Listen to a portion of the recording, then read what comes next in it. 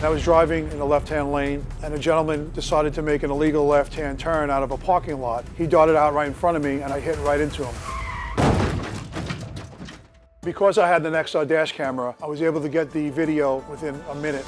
I'm Michael Gargan. I'm a retired police officer, and I live in Merrick, Long Island. Right after the accident, the gentleman said that I was going too fast. I grabbed my phone, I said, "You want to see my video?" I wasn't going fast. And then he changed his tune and never brought that up again. The video was sent in to their insurance company. It showed their driver at fault. Within like 2 hours, they said they're going to completely cover 100% of the damage.